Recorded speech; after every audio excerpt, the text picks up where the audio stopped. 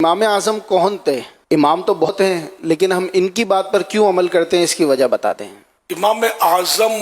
ابو حنیفہ نعمان بن ثابت رحمۃ اللہ علیہ، تو یہ ہم ان کی تقلید کرتے ہیں۔ تقلید یہ قرآن و حدیث سے جو انہوں نے مسائل بیان فرمائے تو اس پر ہم عمل کرتے ہیں۔ پہلے تو صحابہ کرام سرکار صلی اللہ علیہ وسلم سے براہ راست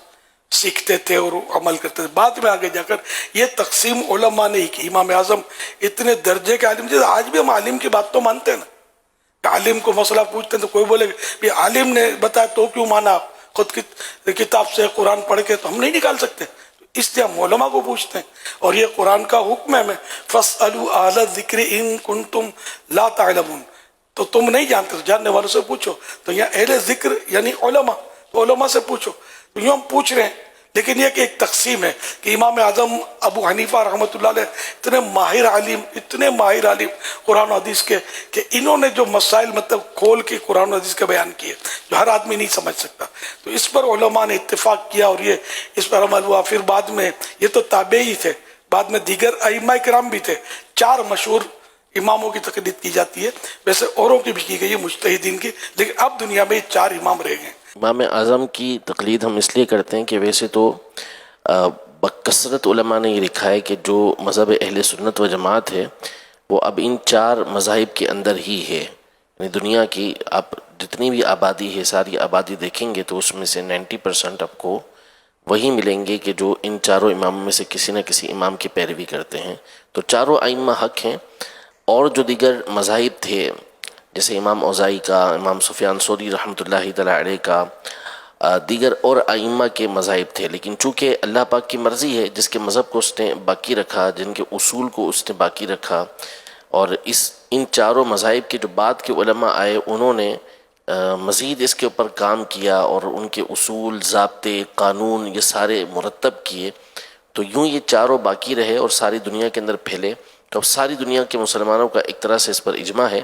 کہ ان میں سے کسی نہ کسی کی پیروی کی جائے گی، اور پیروی وہی ہوتی ہے کہ قرآن و سنت کی روشنی کے اندر انہوں نے جو اصول و ضابطے دیے ہیں، جو مسائل بیان کیے ہیں، اسی کو ہم فالو کر رہے ہوتے ہیں، اور حقیقتاً وہ قرآن و سنت کی پیروی ہوتی ہے، اسی کے پیچھے چلنا ہوتا ہے۔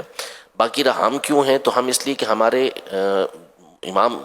ہمارے جو علاقے ہیں اس کے اندر ہمیشہ سے فقہ حنفی یہ رائج رہی ہے، تو اسی کی پیروی کی جاتی ہے۔ بہت سارے ممالک ہیں جہاں پر امام شافعی کے پیروکار ہیں تو امام شافعی کی تقلید کرتے ہیں، بہت سارے جگہ ہیں کہ جہاں امام مالک کی تقلید ہوتی ہے تو وہاں پہ ان کی تقلید ہوتی ہے۔ تو جو جہاں ہوتا ہے اور جس مذہب پر وہ چل رہا ہوتا ہے پھر اسی پر اس نے چلنا ہوتا ہے، تو اس لیے کسی نہ کسی ایک امام کی پیروی کی جاتی ہے۔ اور داتا حضور یہ حنفی تھے، ہمارے غوث اعظم حنبلی جن کے ہم مرید ہیں، تو طریقت میں ہمارے امام غوث پاک ہیں، اس میں بھی شرن کوئی حرج نہیں ہے کہ حنفی، شافعی، مالکی، حنبلی، ان کے بارے میں فتح رضویہ میں لکھا کہ یہ سب حقیقی بھائی کی طرح ہیں، حقیقی بھائی ہیں، ان کے عقیدے میں کوئی فرق نہیں ہے۔ بعض مسائل میں کہ قرآن و حدیث سے ان کو یہ سمجھ آئی اور ان کی صلاحیت اتنی تھی کہ ان کا سمجھنا منظور رکھا گیا، دوسرے کو یہ سمجھ میں آئی، کسی تک روایت یہ پہنچی، کسی تک یہ روایت نہیں پہنچی، یا بعد میں روایت میں کچھ جیسے کو راویوں کے مسائل، یہ پورا اسماء الرجال جو ہوتا ہے اس کے ایسے مسائل ہوتے ہیں۔ تو یہ جن ائمہ مجتہدین نے